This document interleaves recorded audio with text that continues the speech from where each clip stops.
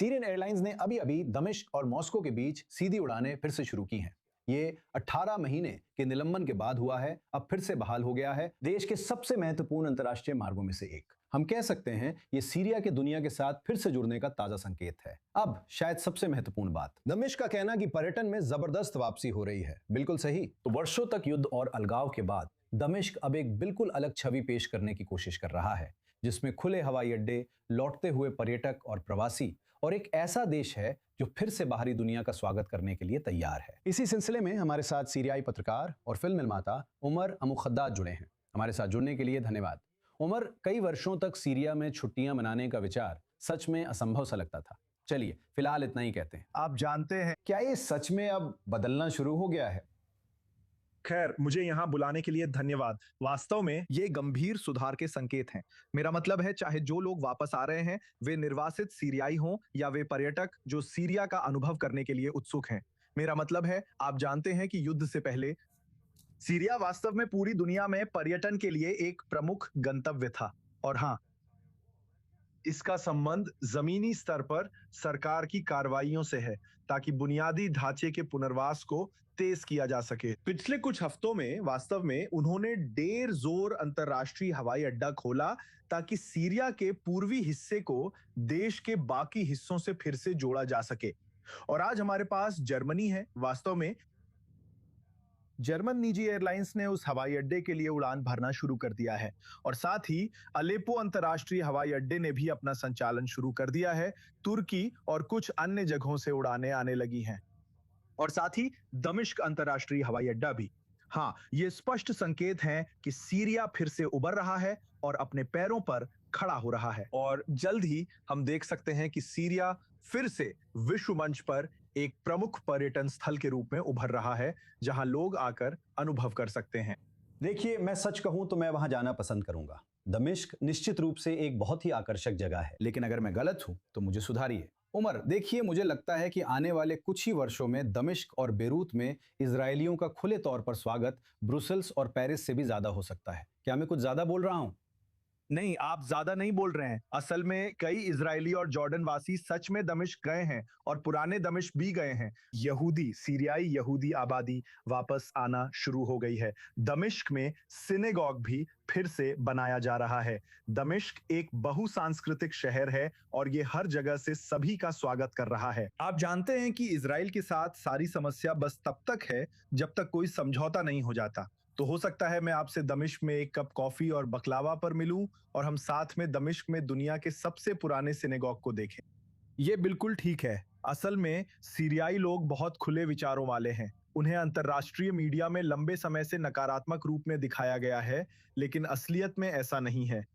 लेकिन ऐसा बिल्कुल भी नहीं है। मैं वहां गया हूं, ये सब बशर असद और उनके से जुड़ा हुआ है।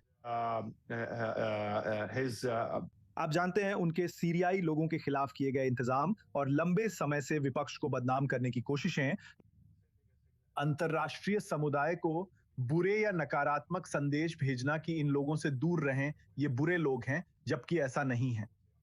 तो हाँ, मुझे लगता है कि बहुत जल्द आप दमिश्क की सड़कों पर चल सकेंगे, सेल्फी ले सकेंगे और कह सकेंगे, अरे दोस्तों, मैं यहाँ हूँ। खैर, मुझे सेल्फी लेना ज्यादा पसंद नहीं है, लेकिन हाँ, एक यात्रा हो सकती है या योजना में हो सकती है। देखिए, ऐसी कहानियां, क्या इसमें कोई असर है? आप जानते हैं, क्या सीरिया में इसका कोई स्नोबॉल इफेक्ट है? क्या लोग ध्यान देते हैं? दूसरे शब्दों में, आप जानते हैं, देश को लग रहा है कि वो खुल रहा है। क्या इससे बदलाव में मदद मिलती है? मेरा मतलब है, क्या इससे दमिश्क जो अभी करने की कोशिश कर रहा है, उसे किसी तरह सकारात्मक गति मिलती है? बिल्कुल, मेरा मतलब है, देखिए बात ये है, मेरा मतलब है आज का सीरिया अलग है। ये वही सीरिया नहीं है। मेरा मतलब है, जो लोग अब नियंत्रण में आ रहे हैं, वे सीरियाई विपक्षी समूह हैं, उदारवादी हैं। वे लोग हैं जिन्होंने सीरिया को उसकी राह पर वापस लाने के लिए 14 साल तक संघर्ष किया। मेरा मतलब है, हाँ, आपके पास कई नए विचार उभर रहे हैं। सीरिया एक बहुत विविध समाज है। यहाँ सिर्फ एक ही तरह के विचार नहीं है, जैसा कुछ लोग सोच सकते हैं। मेरा मतलब है, आप हैरान रह जाएंगे जब आप दमिश्क की पुरानी गलियों में चलेंगे और खुद देखेंगे कि वहां मस्जिद के बगल में चर्च है और उसके पास ही सिनेगॉग है।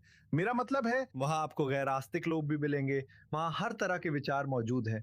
तो हाँ, ये कहना आसान नहीं है कि मुझे पता है सीरिया कैसा है। नहीं, आपको वहां जाना होगा, खुद देखिए और आप हैरान रह जाएंगे। और पिछले महीने सीरिया की अपनी पूरी यात्रा के दौरान जिन भी लोगों से मैंने बात की, हर विदेशी से मुझे बस यही छवि मिली कि हे भगवान, ये तो मैंने सोचा भी नहीं था।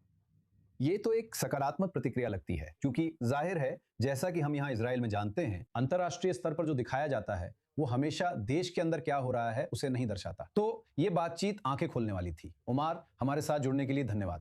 आपका स्वागत है। बिल्कुल।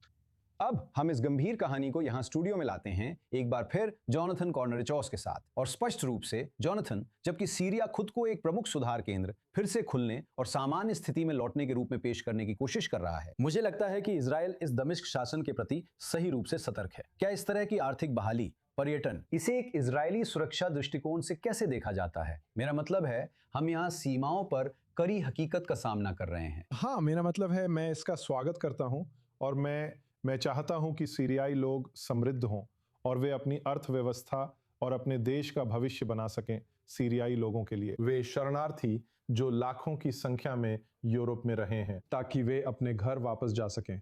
शायद इससे यूरोप में इस्लामीकरण के मामले में थोड़ी स्थिरता आए और अगर वे चाहें तो प्रतिभाशाली लोग वापस सीरिया लौट सकें। एक इजरायली दृष्टिकोण से अगर इसे जमीनी हकीकत के संदर्भ में देखें, सीरिया में जो शासन सत्ता में है वो अभी भी, जब तक कुछ और साबित नहीं हो जाता, एक जिहादी शासन है। मेरा मानना है कि इजराइल आमतौर पर इसे बहुत सतर्कता और चौकसी के साथ इसी तरह देखता है। मुझे लगता है कि अगर हम दूसरी तरफ से बहुत सकारात्मक विकास, बयान और कार्य देखेंगे तो शायद यह आकलन बदल सकता है।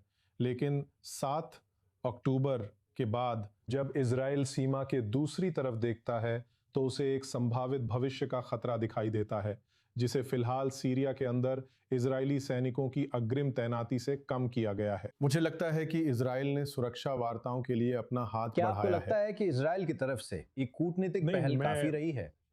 हाँ, मुझे लगता है कि इजराइल अभी भी अल जलानी या शासन के साथ किसी भी तरह का समझौता करने के मामले में काफी हद तक रूढ़िवादी है। शासन उनके पिछले इतिहास की वजह से और इस वजह से कि हमने अभी तक उन्हें ये कहते नहीं सुना है कि मैं जिहाद का त्याग करता हूँ और मेरा लक्ष्य यरूशलेम पर चढ़ाई करना या बलपूर्वक कुछ लेना नहीं है।